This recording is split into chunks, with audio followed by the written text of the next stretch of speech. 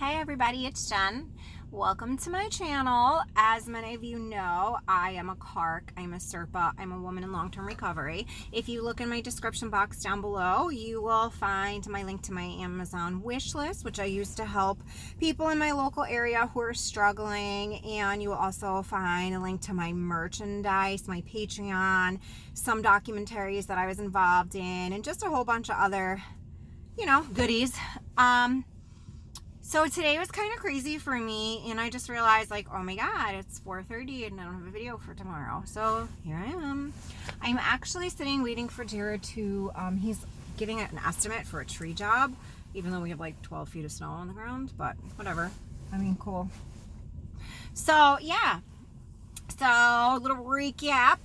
Yes, I am currently no longer a New York State parolee, so that's super exciting. I found out yesterday I have completed community supervision, so that's super exciting, right in time for Christmas.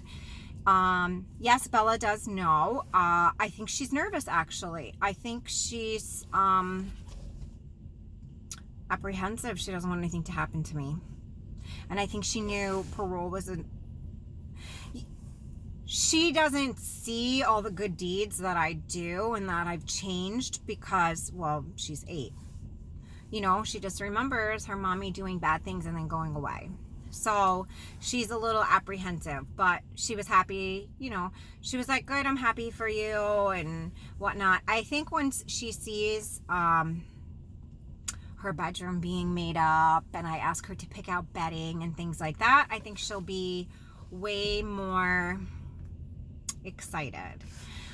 Now, today I'm going to tell you guys just like a fun, lighthearted story. Well, my version of lighthearted. You guys are always like, that's not lighthearted because it's a drug dealer story time.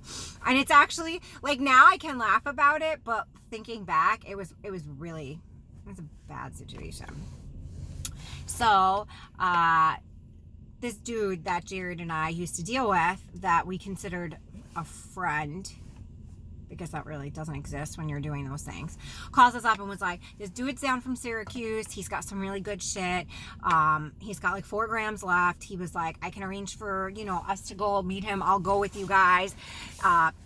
Cash in hand, product in hand, even exchange, like no fuckery, no nothing.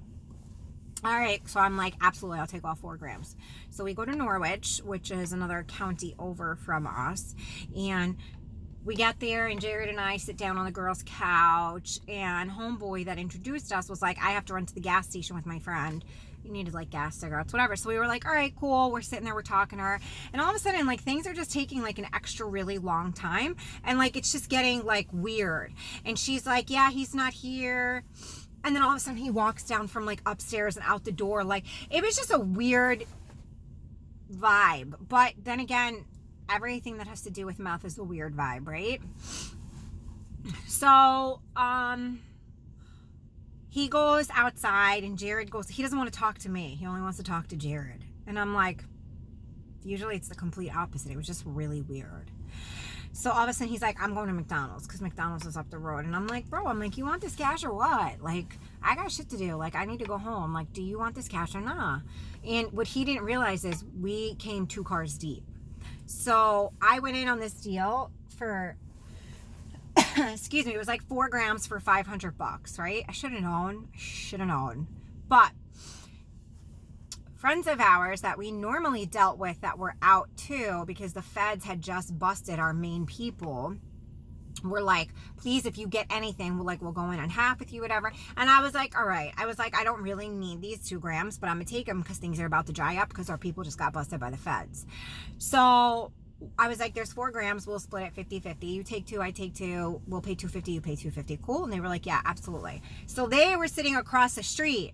Homeboy ducks out. And I'm like, what? This is so weird. So he was like, yeah, I'll be at McDonald's. I don't know if I said to Jared, I said, is he like saying he's at McDonald's because he don't want this girl involved in it or whatever? So I'm like, let's go to McDonald's because McDonald's was right up the road. So we go to McDonald's and he's there on his little bicycle or whatever. And all of a sudden, like, he pulls off. So I'm like, Jared, I'm like, follow him. Like, what's going on? Like, I just came all the way 45 minutes to Norwich for why? Like, why? So we follow him over and he stops like over by like this hedgerow. And I'm like, can I see it? He's like, you want to do the deal? Let's do it. He's like, if you want to do it, let's do it. Like, he was just real shitty about it. So against my better judgment, I'm like, let me see it. And he was like, nah. He literally like threw it at me, snatched the money out of my hand and took off. This dude sold me 4 grams of rock salt. Now, I'm like, first off, you just played yourself, because you think you played me, but you just played yourself. You don't even know. The people that I'm with that are partnered up in this deal with me are cartel members. Like, so I'm like, this is bad. Like, now I have to go tell these dudes that homeboy just totally played me and robbed us and gave me a bag of bath salt, of rock salt. So I go back to the girl's house. She's got her door all locked up or whatever. And I'm like, nah. I'm like, this ain't happening. So I literally, Jared's trying to kick down the door. I go in the car, in my purse, I grab my knife, and I go to cut her screen out of her window because her window is open. So I'm cutting the screen open. Jared's trying to kick the door down. All of a sudden, the girl opens the door, like, all feigning innocence. Like, oh, I'm sorry, what happened? I don't understand. And I'm like, listen, homie. I'm like, yeah, boy just stole $500 from me and gave me a bag of rock salt. Like, I was ready for blood. I literally pushed this girl up against the wall. I had a knife up against her neck, and I was like, you're either going to get in touch with him or you're going to give me my $500 back. Like, you have 2 choices. And she's like, I have a trust fund. I'll get the money. She's like shaking. She's so scared. I take her upstairs in her room. First off, I run her house for whatever I can. I took a safe, a Keurig, whatever. She had just moved in and she was totally involved in the scheme. So don't think she was an innocent bystander. She knew exactly what was up. She was lying the entire time, covering for him. Later on, she was on her phone. So I jacked her phone from her and I'm looking through all her messages. She's like, they're still here. Da, da, da, da. Like, she was totally in on it the entire time. Her homegirl Cheyenne ends up stopping by and she's like, she was like, why you always play these games with people? You're going to get hurt one day. So this was like her stilo. This is what she did.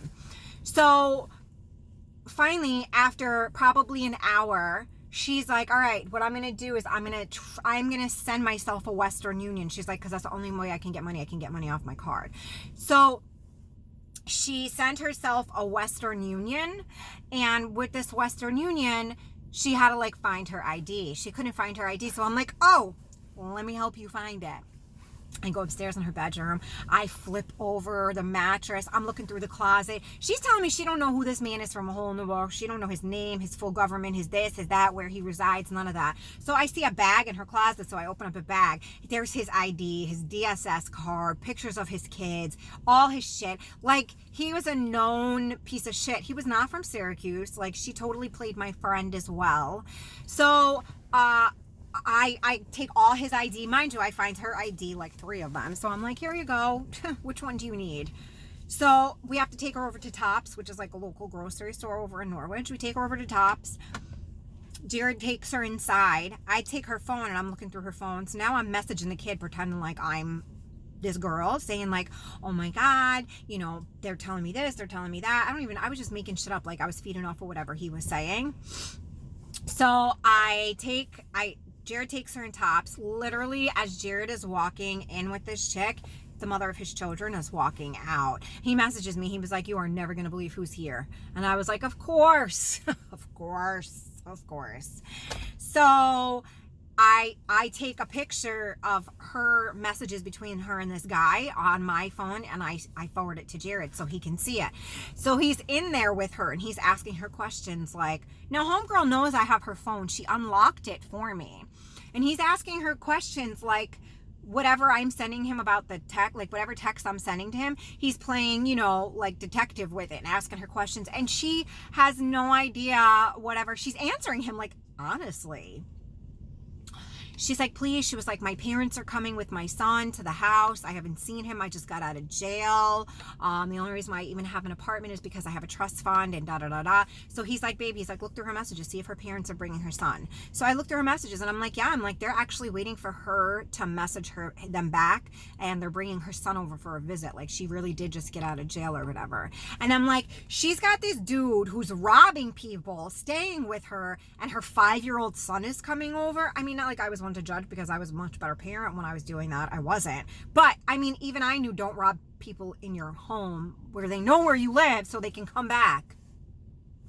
So Jared gets the money comes through. So she ended up sending herself $700. So Jared was like, I'll take all that. That's because you fucking lied to us. Like, you bold-faced lied to us. You know who this man is. You're working with him. That's what you get. So we jacked her for the $200. She comes back out to the car. I give her phone back. I take her SIM card so she can't call the cops.